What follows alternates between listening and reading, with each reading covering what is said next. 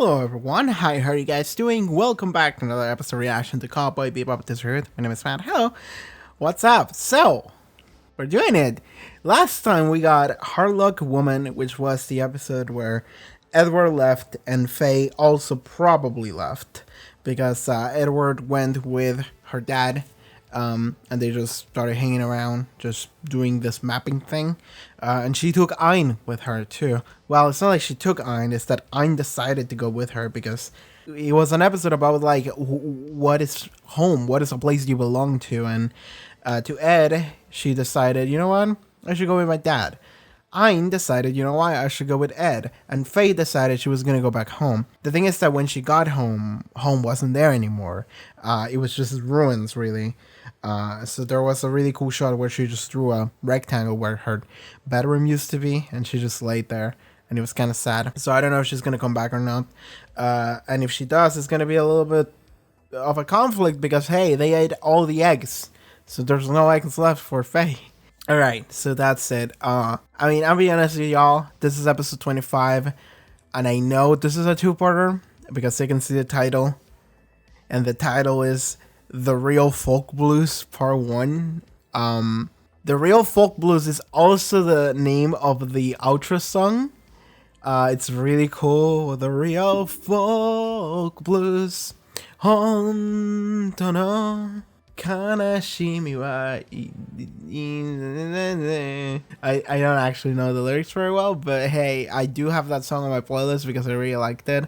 The entire Cowboy Bebop soundtrack is a banger. I have several tracks from this show on my playlist already. My favorite, I mean, it's either Tank or it could also be Rain, the demo version, which is the one with the lady singing, which is, I think her name is Mai Yamane, which is also the woman that sings the Real Folk Blues. But also, I just really like Space Lion. I really like Space Lion. Space Lion is fantastic.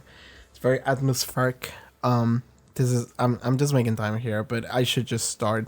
I just don't want the show to end, but we'll have to end it at some point, so let us begin. If you would like to watch the end to Cowboy Bebop already, episode 26, you can already do so over at my Patreon. Check out the link in the description below, pop up on screen. You can watch the full reactions for the entire series as well, and just support the channel. That would help out a lot. Anyway, let us begin. So, Cowboy Bebop episode 25, let's go. This definitely has to go into like one of the best anime openings of all time. Man, this could be the final time I see it actually. I don't know if the final episode's gonna have it. I hit the microphone, sorry. Hit me. Immediately starting with a music track. This atmosphere. Oh, this is very good. Oh, that's her! Is this the past or is this now? The Real Folk Blues. Okay. What's up, Vicious? Yeah, with his fucking bird. Goth-ass bird. Immediately opened the door, I just started blasting. Ooh. What a foolish thing this is that you have done. Ooh. You cannot succeed us as a leader of this clan. The Syndicate doesn't need corpses that can't fight, who've lost their taste for blood.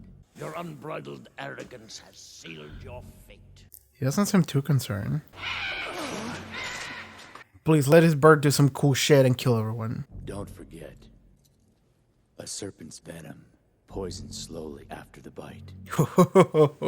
The bird left. Yeah, what is the bird gonna do? The bird's gonna do some cool shit. Telling you. You and I were doing fine. Then they come along and mess up everything. Seems like every bounty's a problem. I understand now why you have this attitude about women and kids.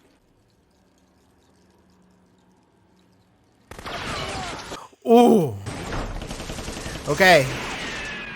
Damn. Who are these guys? Oh, that's bad. You recognize? Lin? Is that his brother or something? I'm Lin's brother. Oh, okay. Vicious is gonna be executed. They got him in the chamber. And you're a target now too. So's Julia. Ooh. I mean, this is Spike's problem. Jet doesn't need to get involved. We can just leave Jet behind, I guess. Which is... Ah, that sucks!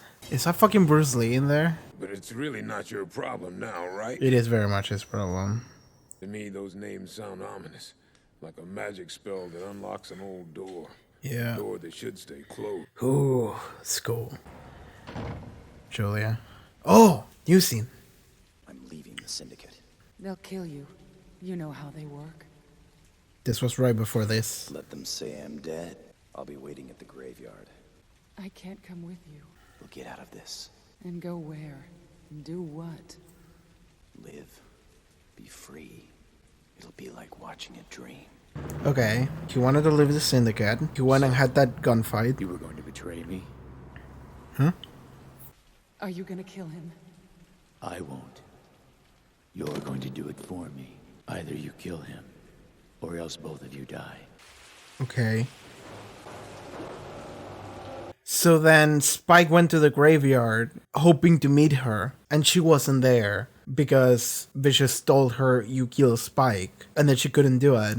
Maybe. It's very interesting we're getting like her perspective on things. Hey! Okay, she's still in the show. I don't want to live a life where I'm always in someone's way. Mother! I've been looking for you. I'm sorry. That's okay. I'm just glad you're here.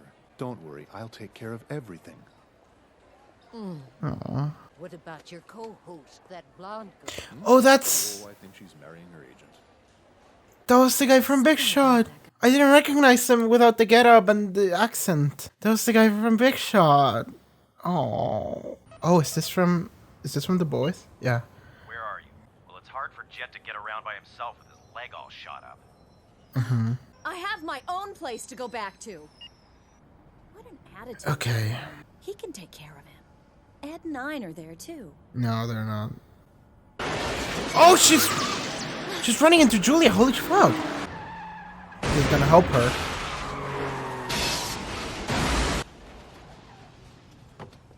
Okay. You just got involved into the main plot, Faye. He's a good shot. Damn. That guy flew. You're a bounty hunter? I'm taking a vacation for personal reasons. I'm looking for a bounty hunter. Say his name. Do you know her name is Julia? She knows the name Julia. Faye Valentine. It's a very common name. Julia. Julia. You know the name Julia? It's also Yes. a very common name. It is. Just say Spike. Say the name Spike. If you see Spike again, tell him I'll be waiting for him there. Again. That's all. He'll know what it means. How do you know I know Spike? Yeah. It's interesting that she knew. She was the one that pieced it together, not Faye. A man injures his leg during a hunt. He's in the middle of the savannah. The leg rots and death approaches. Last minute, he's picked up by an airplane. He looks down and sees a land of pure white below him. The mountain is Kilimanjaro.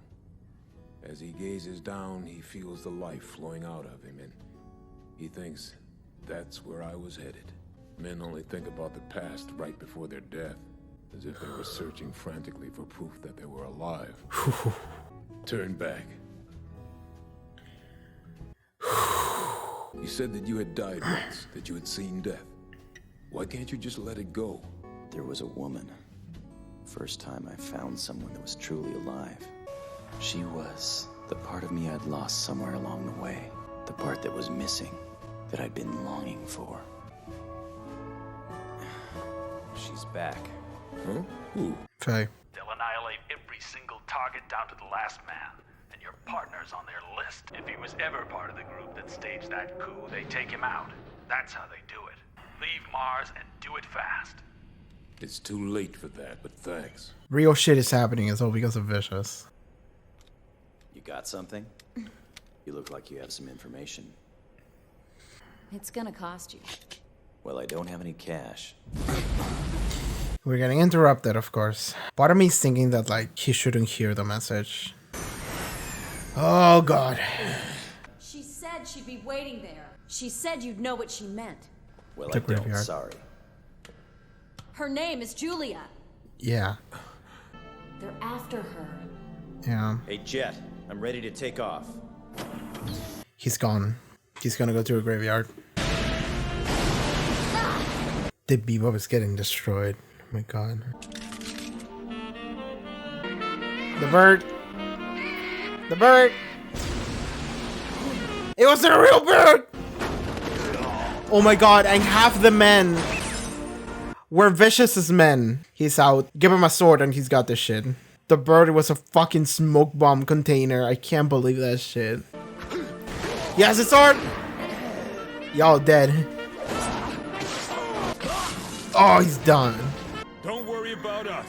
Just go. Find what you lost and get it back. He's encouraging him. He saw how much she means to him. From this time forward, my power is the only power. But he also wants Julia dead. Or for her to kill Spike. So, we're back here. He's right there.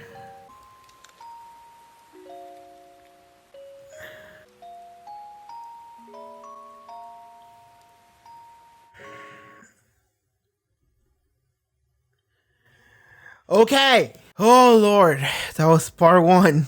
Next we're gonna do the end, but oh my god, I really like that. I mean, it's a setup episode, but I really like it.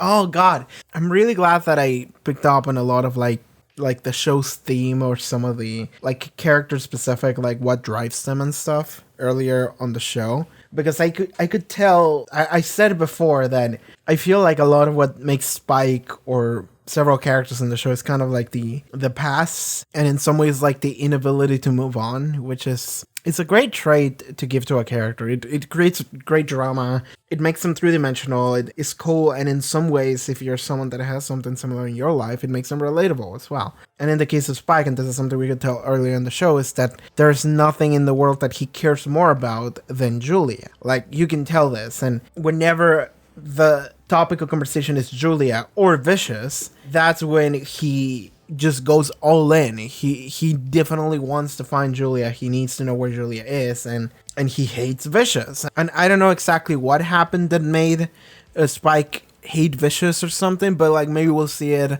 in the final episode. There will be a final flashback that will tell us exactly what went on with Spike and Vicious, and maybe how Spike ended up at the where we see him at the beginning of the show, right? Because right now, all we know is that he was a member of the Syndicate, and he wanted to get out because he didn't like that life. And he wanted to get out with Julia. He was like, Julia, we're both gonna get out. So Spike decided to go and act like in a rogue manner. He was like, I'm gonna fight everyone. And Julia said, you're gonna fucking die, don't do this. And Spike was like, well, I'm gonna fake my death. I'm not sure how he pulled it off, but let's say that he did. Let's say that he faked his own death, and then he just went into hiding, I guess. But the plan was for him to go and meet up with Julia at the graveyard. And that's what we see at the beginning of the show when he goes with the flowers and stuff, is that this was after the shootout, and then he went to go see if Julia's waiting for him, and she wasn't. So then that takes us to the beginning of the show, I guess. But we don't know what exactly happened with Vicious. I mean, maybe the fight itself was between Spike and Vicious, and Vicious's men, I guess. More than with the Syndicate, it was just Vicious. Well, I guess Vicious was a member of the Syndicate. Yeah, I guess Vicious was still, like, acting on Syndicate's order, so sure. But it sounds like it was like maybe more personal, so I kind of want to see what that was like. The point is that he definitely wanted to just escape and be free with Julia, alongside Julia. He never wanted to lose Julia. He never wanted to run away from Julia. So this entire time there wasn't the episodes, God, I forgot the names. Jupiter Jazz. I remember in Jupiter Jazz, I remember when Spike heard Julia's name, he immediately just jumped in. He was like so desperate to try and find Julia. And kind of the same goes with Vicious. Like whenever someone mentioned Vicious' name and thought that he was Vicious, he got so offended. He was like, fuck you. You don't know what you're talking about. You don't know who the fuck Vicious is. Like, so he hates Vicious so much. At the same time, he cares about Julia so much, and he definitely wants to go after her. And like, that is a somewhat endearing character trait. It's good to have a character care about something, right? And this is something that it is the most interesting aspect of Spike's character, because everything else Spike kind of doesn't care about, including his own life. Like, you see him throughout the show, he doesn't care about what might happen. It feels like he doesn't have, like, anything to live for, but the moment Julia is mentioned, he's like, fuck, I'm going, you know? Have a character care so much about another person, and that be the sole driving force behind them, it's a great thing to have. And I really like what they're doing here, because in some ways I can also relate. Like, anyone who has had like someone or it's like, I don't know if like not everyone has this, but like for me personally, I feel like there is like one person that if I hadn't met in my life would have been so much different, like night and day, 100% different completely. Like there is like one person that I can track to and be like, you are the reason why my life is what it is, right? And not in like a negative manner. There's one person that I can be like, I'm so grateful to you, right? And it's not necessarily someone that I talk to a lot, like nowadays, but it is someone that I definitely care about, like a lot. And I feel like, and in that way, I can definitely like relate a little bit with Spike here, where like for me, I would be like motivated to do anything in order to just go to that person and be like, hey, are you okay? Like, because she's being hunted. And beyond that, it's a reunion. He hasn't seen her in years. So he definitely wants to go there and just see her and then make sure that she doesn't fucking die. We do need to talk about the end though, because at the end of the episode, she just pull out the gun and just points it at him. And it's just like, okay, what's going to happen? And part of me thinks that that's not really what seems to be obvious is not going to happen. Like, she's not going to shoot him. At least I don't think so. Because, like, that's the great thing about Julia, is that, like, what they showed of Julia, which is not a lot, is enough for us to not really be sure about what her intentions are. They showed one flashback where Vicious tells her, kill Spike or you both die. And sure, we can say that Spike fell in love with not the best woman, but, like, I'll trust that Julia is actually a good person.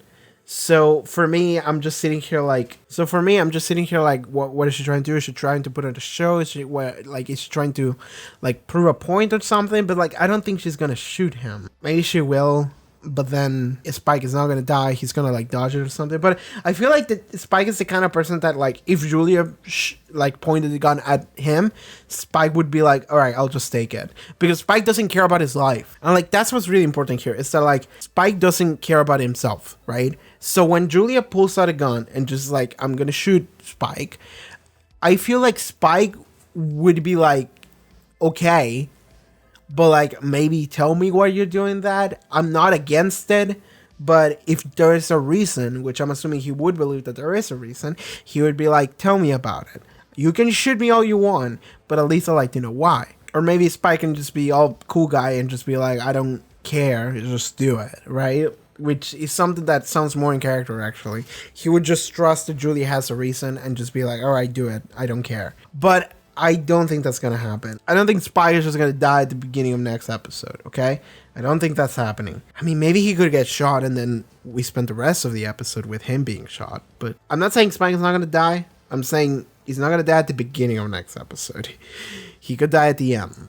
But that's something that's very interesting too. Is that like, I had this like feeling, this like undercurrent behind what was happening in this episode, where Jed was telling him, Spike, you have to let go of the past, because it feels like whenever the men are about to die is when they think about the past, trying to make themselves feel like their life meant something, that they have lived, like validate themselves. And Spike going back to his past, despite it being incredibly dangerous, Jed is like, don't do that. Just leave, dude. You don't have to do this. There's no reason for you to put your life at risk like this. Faye also had a moment where she walked into the room where Spike was like preparing his guns, and Faye almost just walked away, and then Spike stopped her, and he was like, it looked like you had something to say. And I almost got this feeling that everyone in the show was like, if Spike goes after his past, he's gonna fucking die. So we should stop him. Like something like that. Like we should just stop Spike. We should just not tell him about Julia, what she heard, where she's gonna be. Like we should just leave him be and just try to keep him away from that shit, because this is self-destructive. I almost got that vibe. But then Faye told him exactly the thing about Julia. And I'm guessing it's because Faye realizes how much they both care. This is something that she realized all the way back in Jupiter Jazz. I remember that Faye thought that they didn't care about anything, and that's why she left. But then she realized that Jet cared about her. And this is something I want to mention. It's completely random out of nowhere. But in last episode, Her Luck Woman, there was a scene, and I noticed this while I was editing the episode, but I didn't notice it when I recorded that. But there was a scene where Jed was talking about like, oh, maybe they're hungry, maybe that's why we're in a bad mood. You know, we haven't had good food in a while, so he was like, okay, we'll try to get some good food. And at one point, when they're trying to get Ed's dad, before going after him, Jed says, we're gonna get like 50 million. That's gonna be plenty. We're gonna get this like awesome ass meal for the girls, and maybe that'll cheer them up, right? And that's such a minor thing, but that's very different to where the show was like 10 episodes ago even, because that's such a clear moment of Jed caring for the team, right? Jed caring for them. And this is not something that we saw earlier in the show. And I remember I talked about it. This team was very dysfunctional. Here at the end, it wasn't, I mean, it was still dysfunctional, but they were not necessarily like fighting each other as much. They were bickering and stuff, but when it came down to it, Jed and Spike realized that the girls were not doing okay. Something was going on, and Jed was like stepping up. He was like, okay, let's get this bounty, let's get paid, let's get some good food, and maybe that'll cheer him up. You know, he's looking out for them, he's thinking about them. And this is something I didn't mention in previous episode. I'm sorry, I didn't realize, but this is something very important, and it comes here, is that Faye realized that they care, right? And I'm guessing that's because she realizes Spike cares so much about Julia, is what she told him. Jed also has that moment right here at the end, and that's a moment that really got me, actually, because, like, not gonna lie, like, I don't know why that made me so happy. When Jed contacted Spike, and Jed said, hey, don't worry about us, just go and recover what you lost, you know? It was this very clear moment of Jed just telling Spike, just, hey, dude, I now understand how much Julia means to you. Just go get her. Just go save her, whatever. Just go. Like, it was a moment where Jed finally realized, like, how much Julia means to Spike. Because the thing is that they never talked to each other about it. Like, they never spoke to each other about each other's past. And, like, that's something that's so different from the way things used to be. Like, Jed was good, but he wasn't as caring, I don't think, when earlier in the show. And you can tell that Spike is a very aloof kind of person. So I imagine that for Jed, whenever Spike just said, and let me get exactly the lines that he said. It was a really cool scene when Spike is just looking in the distance. And Jed tells him about how searching for the past is self-destructive. Spike says, she was a piece of me that I had lost. She's my other half that I had longed for. And that conversation alone was enough for Jed to realize how much she means to Spike. Because Spike never talked about anyone that way. Spike never talked that way. Spike would never say something like that about anyone. So upon hearing that, Jed has this realization of like, oh shit, this is how much you care. Like, this is not something he's gonna let go. It's actually about love. It's not about revenge. It's not about like all this crazy stuff. It's actually about him caring so much for someone else that he's not gonna be able to let go. So Jed is actually on board, and at the end of the episode, he's like, just go, get her. That's really interesting to me, and like, I said this before, but I have this like feeling that I'm gonna hit the end of the show, and like, Spike's gonna be dead, but maybe everyone's gonna be dead, even. I don't fucking know. Like, I have this feeling, like, that's the kind of show this is. Because Spike just doesn't give a shit. Because Spike is just like, fuck it, I'll die. So I almost feel like that's where the show might head up. Seeing all of this, I don't want it to happen. Seeing all of this, I'm actually really scared. Because, like, the tragic part, if something like that ends up happening, because now I'm really worried about these characters. It's tragic because now they're working together. Now they care about each other, and they're actually, like, seeing each other for real. Like, they're finally seeing Spike for real. In a way, they saw Faye for real a little bit. Jed has been the most honest character for like the majority of the show. So finally it feels like not everyone is just keeping secrets from each other and just fighting each other all the time. Now it feels like they're actually seeing each other for who they really are and how they really feel. And if we start losing people now, that would just fuck me up, dude. It really would. I'm sensing a Stardust Crusaders here, and there's only one episode left, and I'm scared for that final episode. But even if, that's the thing, is that even if people die in that final episode, it's whatever, right? It's the final episode. I wasn't gonna see them again anyway, logically speaking, but it would be sad.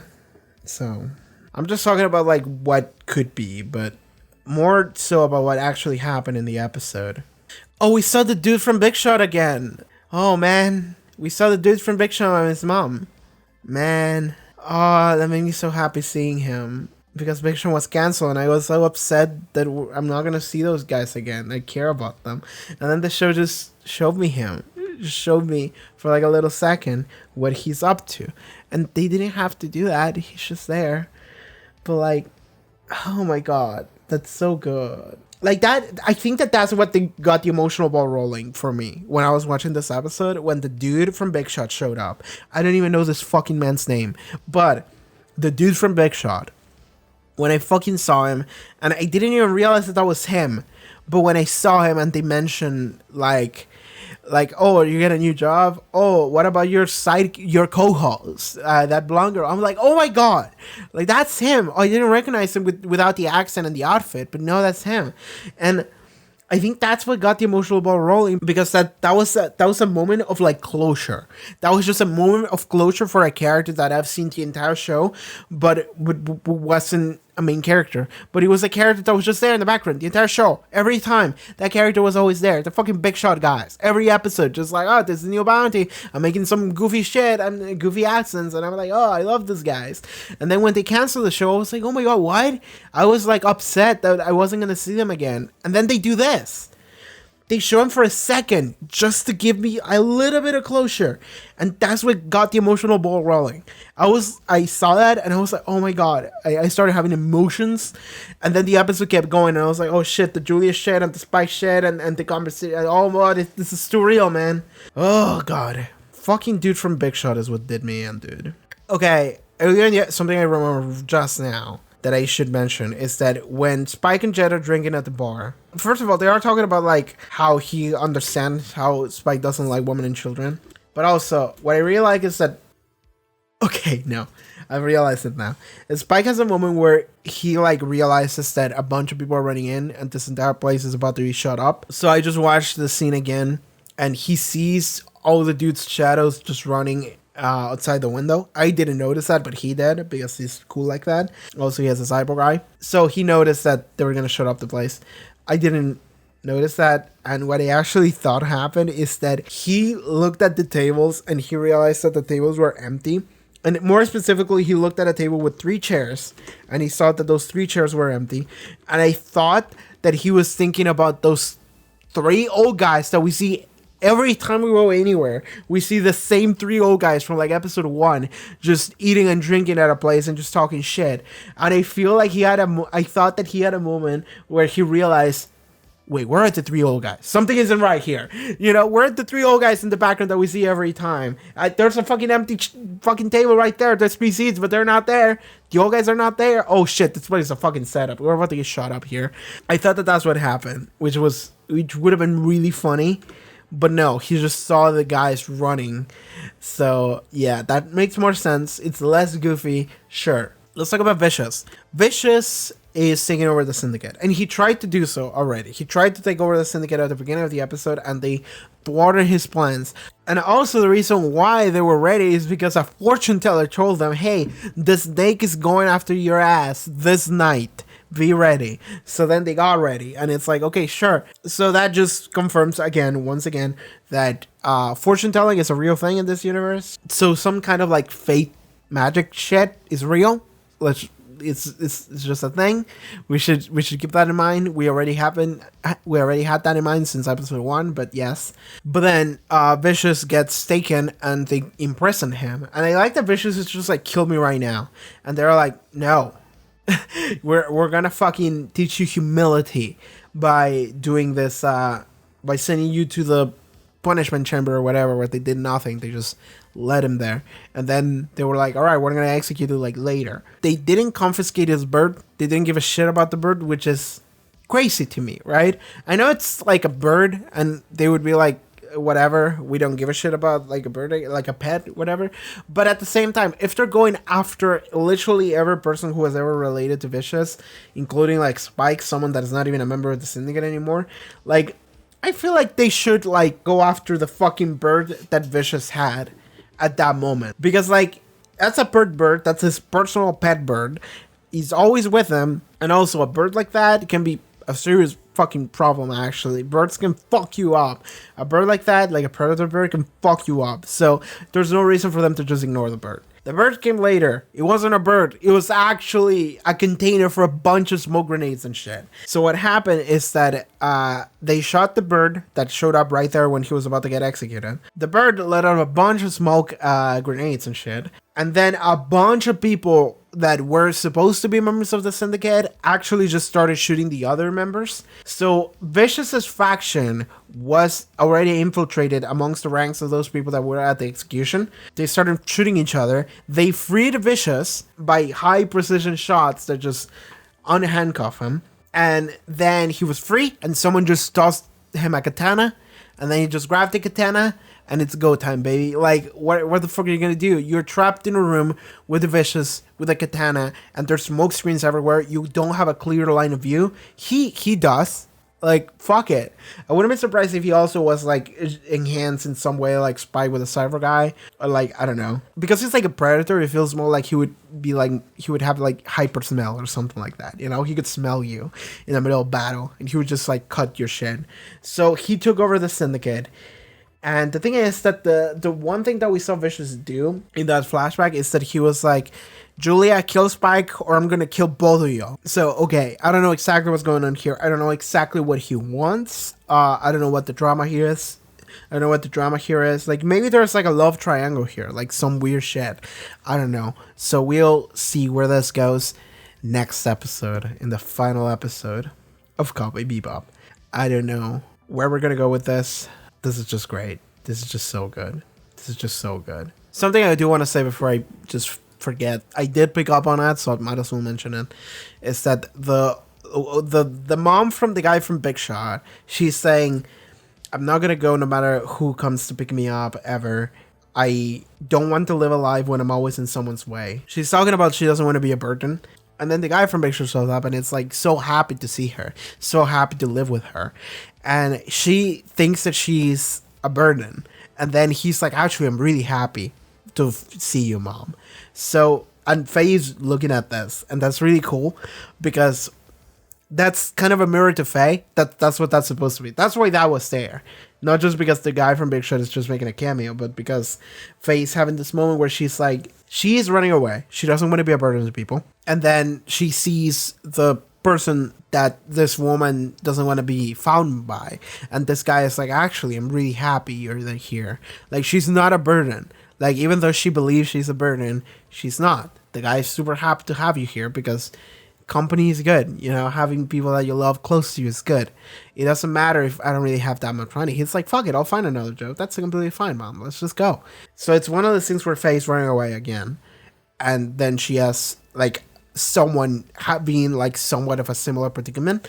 And then they are like, actually, I'm really happy just to have you here. So Faye's having this moment of, like, maybe they actually want to have me here, you know? Okay, so that's just something Cowboy Bebop does. I feel like they've done it many times, but I don't remember any other instances of it. But I feel like this happens a lot where you see the world reflect what a character situation is. So you have to pick up on those things because they're very meaningful and they're really cool. Okay, I think that's going to be it for this episode reaction. I am eager and sad, excited. I'm scared of watching next episode. And I will next week. But today, that's it for this episode of Cowboy Bebop. Thank you so much for tuning in. And alright everyone, thank you so much for watching this reaction episode of Cowboy Bebop. If you would like to watch the final episode reaction already, you can do so over at the Patreon. Check out the link in the description below. Social media, also the cool stuff that I do. Twitch stream, have a reacting to Guilty Gear lore, in case you're into that. See you guys next time. Take care everybody. Bye bye.